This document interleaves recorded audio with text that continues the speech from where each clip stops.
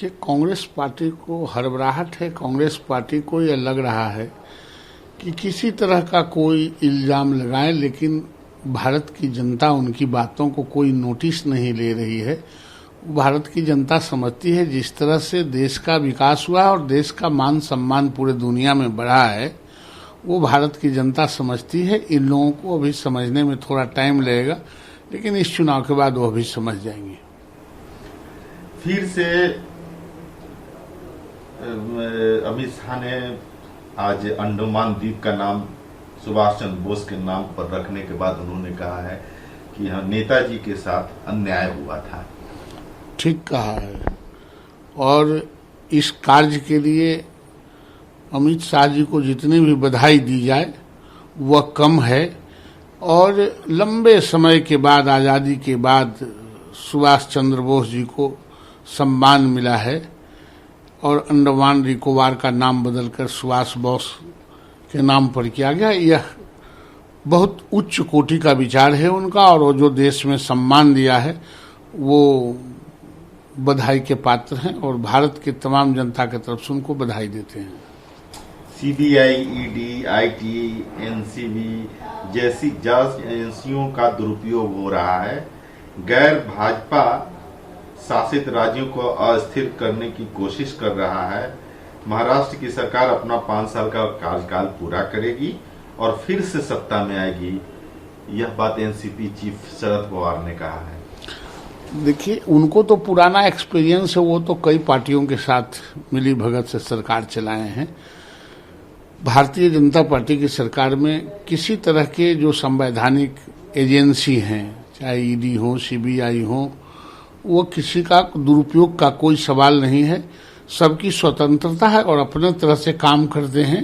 क्योंकि वो डरे रहते हैं, इसलिए इस तरह की बातों को पहले से ही अपना यह इल्जाम दूसरों के कंधों पर देते रहते हैं, और इस तरह की कोई बात नहीं है। बिहार के लोग वास्तव में एनडीए को हराकर विजयदशमी मनाएंगे। सरकार ने केवल गरीबी, बेरोजगारी, अपराध, भ्रष्टाचार दिया है। बिहार को नहीं मिला विशेष राज्य का दर्जा, चाहे विशेष पैकेज। जनता सरकार से तंग आ चुकी है।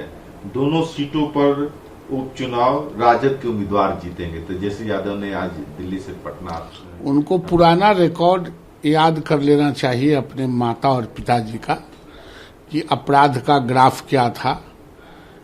यहाँ मुख्यमंत्री निवास से फिरौती वसूले जाते थे, बेटियां घर से बहनें घर से निकलती नहीं थी। ये बात पहले इतिहास के पन्नों में उसको देख लेना चाहिए। आज सारे लोग स्वतंत्र हैं और यह बिहार में कहीं आने जाने के रास्ते नहीं थे, कहीं बिजली नहीं था, कहीं सड़क नहीं था, कहीं पानी का व्यवस्था नहीं था। वो एनडीए की सरकार ने किया है और दोनों सीट पर जीतेंगे और दोनों सीट पर इन लोगों की जमानत जब्त कराएंगे। ये कांग्रेस पार्टी और अपने जो महागठबंधन की जो बात करते हैं, उनसे पहले अपने आप को तुलना कर ले कि कौन मजबूत है। हम लोगों से उनकी लड़ाई नहीं है। हम लोग दोनों सीट था, है और रहेगा, जीतेंगे। इनकी जमानत जब्त होगी।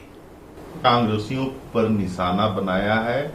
बिहार के बांका जिला के रहने वाले अरविंद कुमार शाह, जो वहां गोलगप्पा बेचने का काम करते थे, उनको गोली मार करके हत्या कर दी है। बहुत दुर्भाग्यपूर्ण घटना है। और कश्मीर में आतंकवादियों को वो जान के बाहर, कश्मीर से बाहर के लोगों को और गरीबों के जघन्य अपराध करना, ये भय पैदा करने का ये कोशिश है। और भारत की सरकार निश्चित रूप से पुनः एक बार अभियान चला के ऐसे लोगों को जब तक मुंह नहीं कुचलेगा, इसके धाराशाही नहीं होंगे, तब तक यह दूसरी घटना है गरीबों के प्रति अत्याचार, ये तब तक रुकेगा नहीं। और भारत की सरकार जिस तरह से कश्मीर को हैंडल किया है, पुनः एक बार इसको कुचलने की जरूरत है।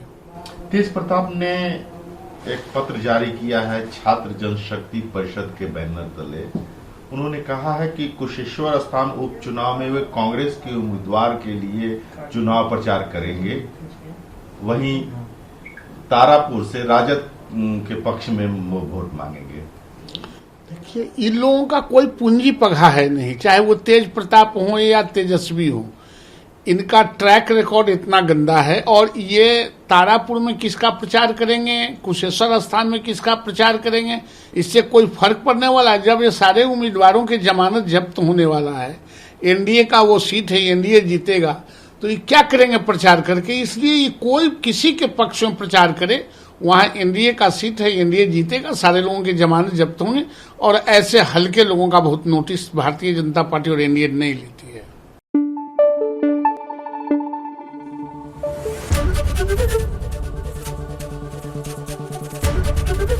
एबीपी न्यूज आपको रखे आगे।